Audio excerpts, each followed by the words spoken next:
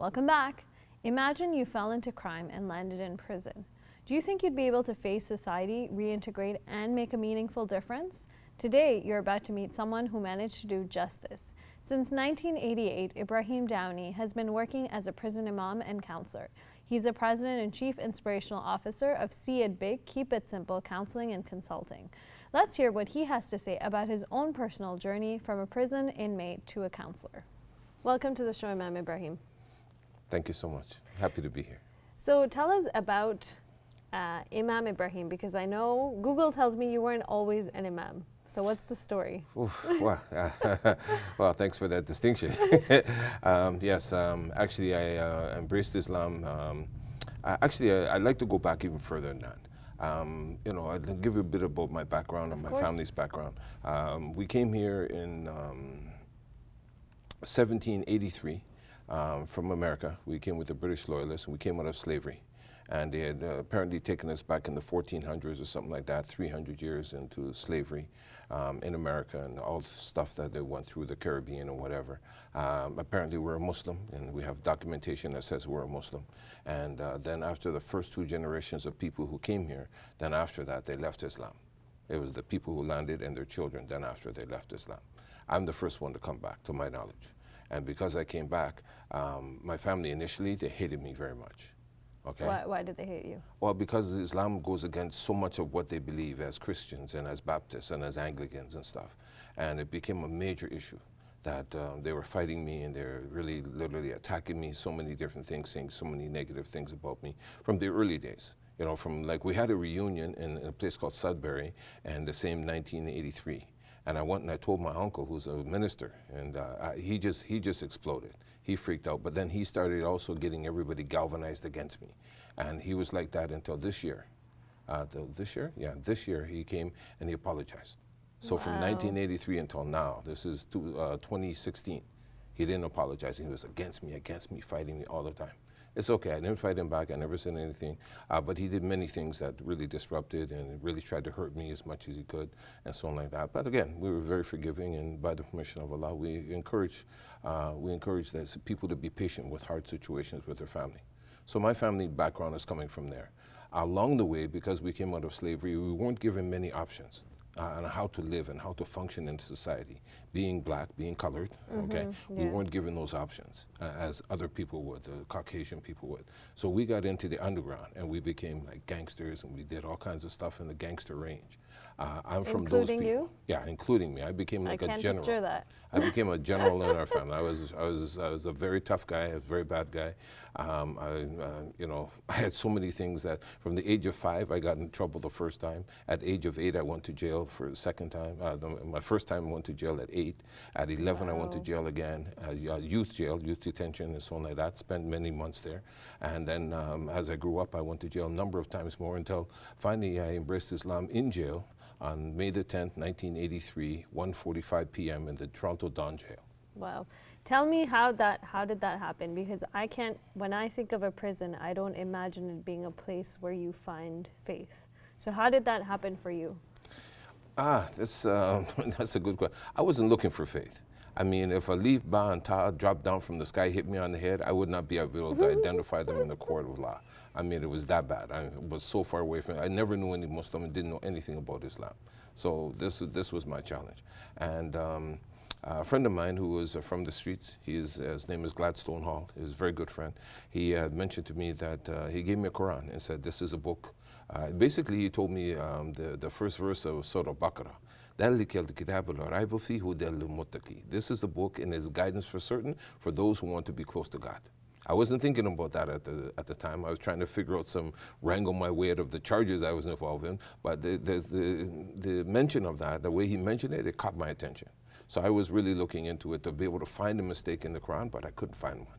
But I did find that it educated me and it enlightened me about so many things. Like the separation of the water. We did an experiment in science class one time where we took clear water and salt water and we put them in the same vessel, the same jar. And we shook the jar, and they were saying that, it never actually bonds with each other. They're always separate. Even when you shake it, it looks like it mixed, but it didn't mix. As soon as you stop shaking it, goes right away, and that was in there. And I was like, well, how did they know that?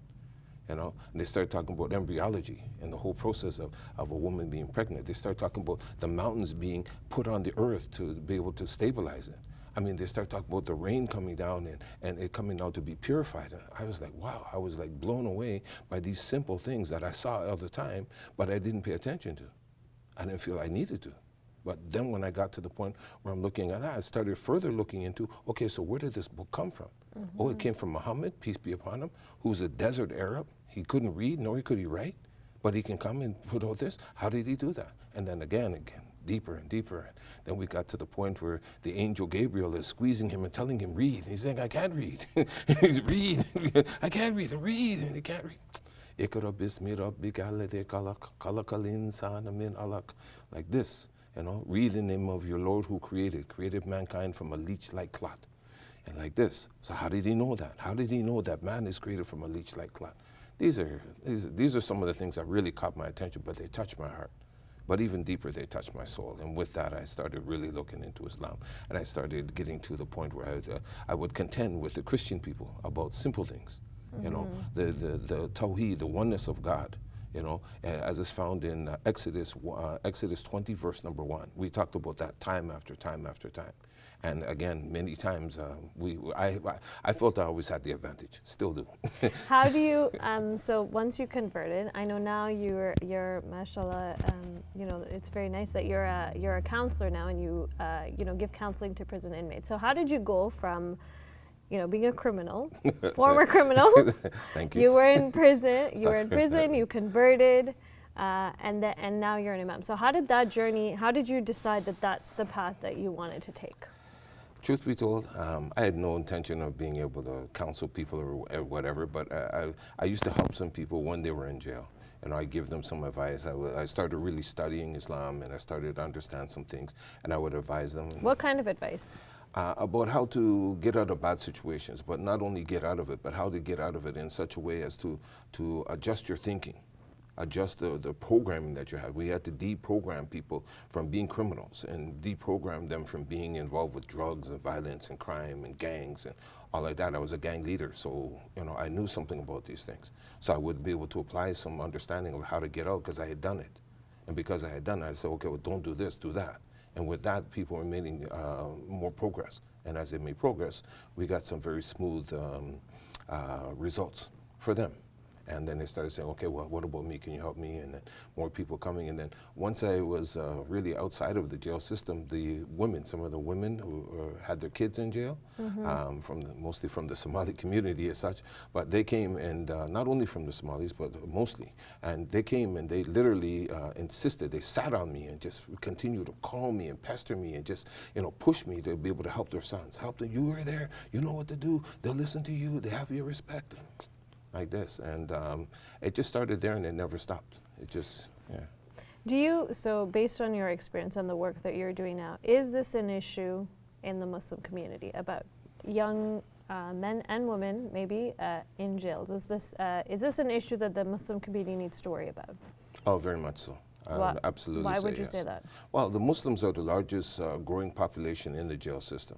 To give you an example, 1988, when we started our program, officially started our program, there was 1% Muslims in the jail system. Now, the jail systems are usually between like 500, 600, even up to 700 and so on like that. So there was like small groups of Muslims, but they were growing. And then many people were actually coming out to embrace Islam. And over the years, we've had thousands of people embracing Islam. But the numbers have gone up. So 1988, it was like 1%. Then it went from 1988 to 1992. And it's coming now to be about 5%. You know, so went from 1 to 5%. Now we start talking about this climbing gradual where it gets up to today where it's like anywhere between 12 and 15%. Wow. So what's going on with that? Now we're heading for 20 and guess what? There's no stopping ahead. Everyone's just looking at what's going on and we haven't done anything. There's no drug rehab, there's no counseling centers, there's no activities that are designed to either help the people before they get there, help the people when they're there, or to help them when they get out, because this is a huge problem. Some of them are coming out and they have no place to go and nothing to do. It's a tragedy waiting to happen. I heard you mention drug rehab. So what kinds of the issues and the cases that you're dealing with, what do they entail? Well, we have a company called Counselling. That's my private company. We tried working with some of the nonprofits, but again, we weren't treated very well, to be quite honest. We weren't given any support, commitment financially. And so it had to come for me like a business, that people had to start paying for my services to be able to do that kind of stuff. We wanted to do it for free, working with the organization, take a salary and work with, but people weren't being fair. Yeah. And so anyway, it turned into this, but that's actually been a good thing because we've been able to organize and incorporate it into the training where we're helping people. Many times, I'll give you an example. We had one case, and you'll find it on my website, sipkiscounseling.com, and there's only one L in counseling. We had a case where we were invited to one of the schools in Etobicoke. Okay. And there's a letter on there from the principal, and the principal is saying that he gave us 28 students who were the worst students in the whole school. These guys had done no good for the whole time. From September till April, they had done no good. And he was getting ready to kick 28 students out all at once, right? Him and I talked, if we could get 1 or 2 guys to turn around, he thought that'd be good. Well, within 2 hours, we had 10 guys who said they're not interested, they want to stay the way they are. No problem, they got expelled. Not kicked out, not suspended, expelled, kicked out of school. Okay. Now, the remaining 18 guys, they all went on to take a 3-week SIPKIS counseling process about empowerment and leadership, and every single one of those 18 guys went on to do tremendous things. Even up to now, some of them are still in university. Many of them got married. So almost all of them quit drugs and violence and crime, and they just totally turned it around, which was like an amazing thing for him, and surely it was something that I expected, that once they understood the truth, that they could actually adjust themselves. So it's, from what I'm hearing, drugs and violence is a common problem. Absolutely. Okay. Absolutely. But gangs are becoming a major thing too, which we didn't really expect to take it on.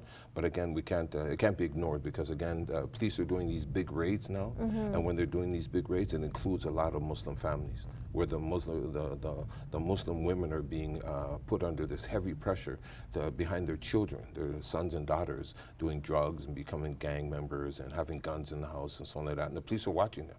They watch them, for long periods of time, and then they just come and bust everybody. And that's very dangerous and ugly. So what advice, I mean, I'm sure this is it's shocking for me, and I'm sure it's shocking for our viewers to hear that this is such a big issue in our community. What advice do you have for, anyone who's watching this, if they know that they're heading down, or they know they have family members who are heading down a dangerous path? Well, I would say that, number one, that the community, the Muslim community specifically, we need to do more, okay? And for the parents, that they should be seeking that support systems that be put in place to be able to deal with those things. If it's not for you, but for those people who are going through it. We have a responsibility, a social responsibility, to contribute to these things going down, okay? That's for the parents, make a commitment to go ahead and do that. If you can't get that done, then at least you should call. We have some means to be able to help you, but it's not free. You can't expect it's going to be free, because the effort we need to make takes time, but the reality is we get great results. We have a 7 out of 10 average of people who go through our system of training and empowerment, they come out on the other end better. So if you want those kind of things. For the kids, I would advise you 3 things that the people in jail asked us to tell them from 1996. That's what, 20 years now? Wow. Yeah, they asked us to tell them 3 things. Number 1, to fear Allah, to fear God. And to really, take advantage of your discipline, of your worship, religious discipline. That's very important, that you keep this in your life, right? Number 2 is that you listen to your mother and your father. We say adina nasiha, that you listen to your mother. Our religion is based on good advice. And that you listen to your mother, your father, and the people who are surrounding you in the community who can help you solve your problems with religion. Right? And number 3 is that you keep the you keep the people who are close to you, the Muslim people who are close to you, who are really practicing and reminding you about Allah, you keep them close to you.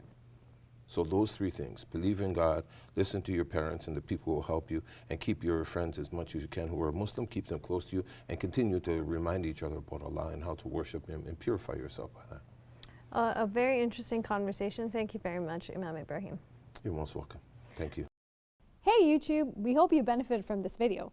If you liked it, or if you didn't, let us know in the comments below. And if you're interested in learning more, check out some of our other videos. And don't forget to subscribe so you can get new videos every Monday, Wednesday, and Friday.